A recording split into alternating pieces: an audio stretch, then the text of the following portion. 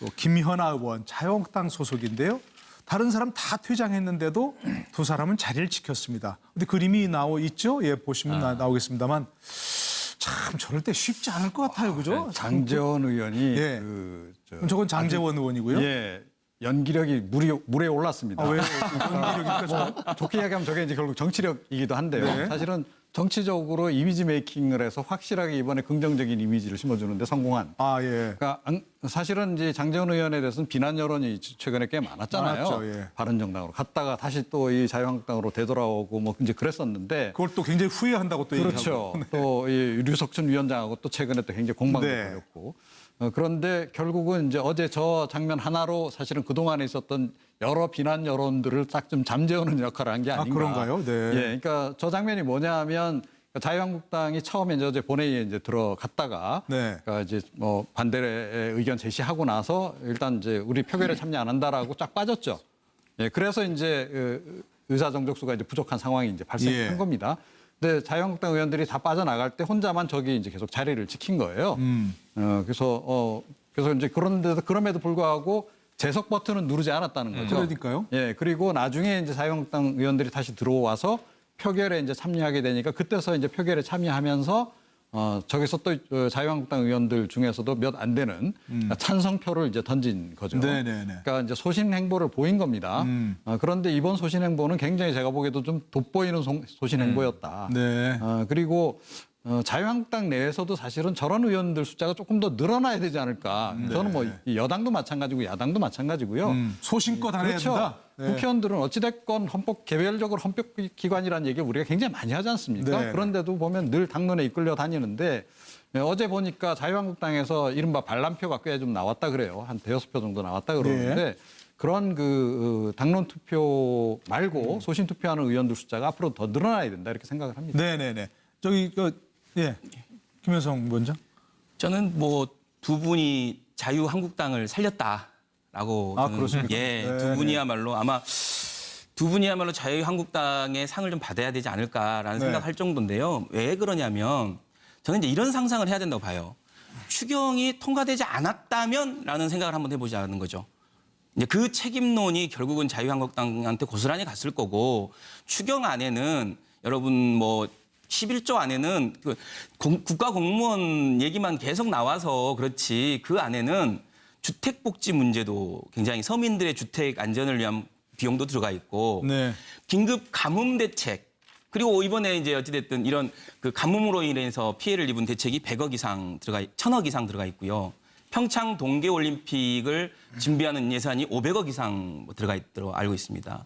그런데 과연 이 추경이 통과되지 않고 장기화돼서 이게 집행이 안 됐다라고 하면 이 비난은 저는 뭐 집권 여당인 더불어민주당도 피할 수 없겠지만 자유한국당에 쏟아지는 그 비난을 아마 저는 모르긴 몰라도 설치를 얘기했던 그 도의원한테 쏟아지는 비난 이상으로 비난이 네. 들어갈 들어갈 것이다. 그리고 국민적 저항이 엄청날 것이고 저는 이제 국회가 더 이상 위임받은 권력을 본인들 마음대로 할 수 있다라고 생각하면 안 됩니다. 예. 4년 동안 본인들이 위임받아서 머슴처럼 일하고 있는 것이지 그것을 내 마음대로 할 수 있다라고 생각하면 안 됩니다. 일상적으로 국민들과 소통하고 국민들이 어떤 생각을 하고 있는지 듣고 예. 그래야 된다고 보거든요. 정말로 이번 추경 통과의 1등 공신이라고 할 수 있는 장제원, 김연아 의원은 한국당을 살린다고 볼 수 있습니다. 저는. 예, 뭐 두 분 평가는 좀 아주 호의적이고 후한데 네.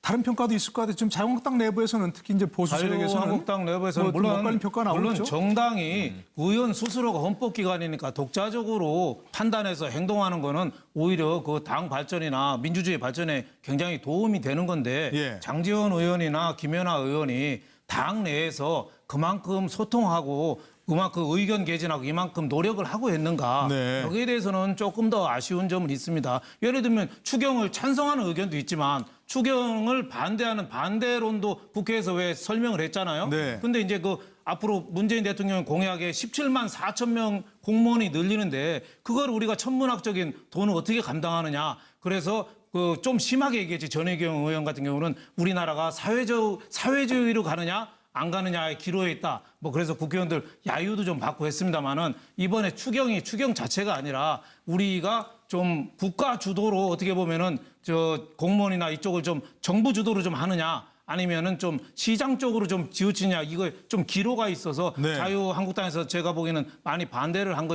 같고 저는 뭐 이 두 의원 장제원 의원이나 또 김연아 의원에 대해서 뭐라고 뭐 이의제기는 하고 싶지 않고 네. 잘 판단했다고는 생각합니다만은 네. 당 내에서 좀 더 소통은 좀 해야 되지 않느냐. 네. 특히 뭐 비례대표 같은 경우는 당에서 어떻게 보면 추천해서 국회의원이 된 사람이잖아요. 네네. 그리고 뭐 제가 보기에는 누가 추천했다고도 저는 알고 있습니다만은 그러면은 어느 정도 그 당 뜻에는 좀 어떻게 보면 들어주고 네. 좀 수용하고 자기 의견을 좀 개진하는 게 좋지 않느냐. 지금은 어떻게 보면 탈당하면은 국회의원이 지금 자리가 없어지고 네. 김연아 의원 같은 경우 그러면 비례대표니까요. 네. 출당 쫓겨나면은 국회의원을 유지를 하니까 네. 바로 쫓아내달라고 하는 그런 것도 있거든요. 장제원 의원도 저 새누리당에서 또 더불어 저 바른정당으로 갔다가 네. 다시 돌아오면서 여러 가지 좀 구설수도 있었잖아요. 그런 구설수를 어떻게 보면 이번 건을 위해서 좀 만회하려는 또 전략 중에 좀 하나가 아니냐. 네. 저는 이런 면에서 좀 봐야 된다고 생각합니다. 예, 예. 지금 얘기하셨지만 양지열 변호사께 여쭤보면 아마 모르시는 분들 시청자분들을 위해서 자 지금 특히 이제 김연아 의원 같은 경우는 비례대표인데 자유한국당 소속이면서 바른정당에서 활동하고 있고 당론과 계속 배치되는 행동을 하고 있고 그럼에도 불구하고 어떻게 뭐 조치를 취하지 못한다면서요? 그러니까 탈당을 시키게, 그러니까 자발적으로 당을 나서게 되면 비례대표 의원일 경우에는 네. 당정만 잃는 게 아니라 바로 국회의원직을 상실합니다. 의원직을 더 이상 상실하니까. 국회의원이 아닙니다. 그런데 당에서 너 나가라라고 했었을 때는 자기 의사와 상관없기 때문에 국회의원직을 유지를 시켜줍니다. 그러니까 그럼- 출당을 시키면 네. 의원직은 유지되는데 유지가 됩니다. 그러니까 김연아 의원 같은 자유한국당 입장에서는 지금 가뜩이나 사실은 한석도 아쉬운 상황이지 않습니까? 네. 그리고 바른정당 같은 경우는 오히려 급하죠. 20석 아슬아슬하니까 한 사람만 더 와도 얼마나 좋겠습니까? 근데 네. 저 지금 상황은 자유한국당에서 출당을 시켜버리게 되면 바로 바른정당을 도와주는 그런 게 되기 때문에 네, 네. 차라리 우리가 품고 있는 게 낫다라고 생각을 하는 것 같고요. 장제원 의원이나 김연아 의원 같은 경우는 저 자유한국당 입장에서 저렇게 행동을, 그러니까 장제원이 저렇게 행동을 할 수밖에 없었을 것 같은 게 본인은 자유한국당 내부에 들어가서 어떻게 보면은 조금 그 개혁적인 목소리, 합리적인 목소리 내지는 균형을 잡는 그런 역할을 하고 싶을 것 같았지만 예. 들어가서 보니까 홍준표 당대표도 그렇고 뭐 새로 혁신위원장 뽑히신 분들도 그렇고 당이 그렇게 안 갈 것 같으니까 장제원 의원 입장에서 또 이게 본인의 선택의 여지가 없었을 것 같아요. 자유한국당이 있는데 저렇게 계속해서 당이 흘러가고 있으니 나는 뭐 그렇다고 다시 바른정당 돌아갈 수도 없잖아요. 지금 상황에서. 예. 그러니까 저런 모습을 보여줄 수밖에 없었던 게 아닌가 싶어요. 네, 네, 네. 우리 저 서영호 소장은 네. 뭐 저런 장제원 의원이나 김연아 의원처럼 나머지는 다 퇴장하는데 홀로 남아서 소신을 지킬 수 있을 것 같습니까? 어떻게 보세요? 저는 뭐 의원이라면. 이번에 그 향후에 그 개헌이나 그 정치 개혁을 논의할 때 네. 당론 투표에 대해서도 좀 시정을 해서 국회의원들이 소신 투표를 할 수 있는 계기가 더 넓어야 된다는 생각이 드는데요. 근데 그런 건 얘기는 굉장히 많은데 잘 네, 네. 어렵잖아요, 지금. 또 뭐 초선들이 그런 걸 강하게 주장하고 나와야 한다는 생각이 들고 네. 그래서 국회의원 한 사람 한 사람이 입법 기관임을 분명히 하는 것이 중요하다는 생각이 듭니다. 다만 저는 김연아 의원에 대해서 좀 다른 생각인데요. 아, 예. 좀 소신 투표도 좋은데 원래 정당 정치라고 하는 게 그 희화화하면 되지 않지 않습니까? 본인 소속은 자유한국당인데 활동을 바른정당에서 가서 하고 활동한다. 있죠. 그런 것은 본인 소신도 반하기 때문에 저럴 때는 그 스스로 과감하게 의원직을 사퇴하고 바른정당 가서 소신껏 활동을 하든가 아니면 당내에서 그 자유한국당의 혁신을 위해서 당내 투쟁을 하든가 해야지 지금 이제 바른정당 내에 있는 그 당 산하의 기구에 들어가서 자유한국당 의원이 활동하는 것을 국민들이 어떻게 이해할 수 있을지 정당 정치의 책임 정치의 측면에서는 그런 문제는 당내 구조도 바꿔야 되겠지만 김연아 의원 스스로도 소신껏 행보를 하시는 게 중요한 게 아닌가. 네. 김연아 의원의 정치적 행보를 위해서 좀 조언을 드리는 말씀입니다. 저는 지금 예, 예. 서 소장님 소장님 말씀에 좀 반론이 있는데 네. 김연아 의원을 비례로 모셔온 것은 과거 새누리당이죠. 네. 왜 모셔왔느냐? 전문가다. 이 주거 복지 뭐, 예, 전문가구나. 주택 문제 전문가라고. 그래서 그랬죠? 당신의 소신을 좀 정치에서 펴시겠습니까? 해서 고민을 해본 바, 난 주거 복지 문제를 해결하기 위해서 의원으로 이 공천을 주시면 한번 해보겠다. 근데 그 사이에 당이 바뀐 거예요. 조직이 바뀐 거예요. 네. 개인을 탓할 문제가 아니에요. 여러 번 김연아 의원이 소신을 밝혔는데 나는 전문가로서 의원이 된 것이고 네. 그 전문가로서의 소신을 입법 활동에서 펴려고 한다. 그런데 문제는 당내의 정치적인 역학관계 때문에 쪼개져 나가고 막 복잡하게 돌아가다가 지금 그냥 거수기로 만들려고 하는 거 아닙니까? 이 제1야당이든 뭐 지금 이제 이 어떤 힘의 파워를 가지고 네. 그런데 소신 정치하라고 지금 얘기를 하셨는데 소신 정치하니까 조직을 나가세요.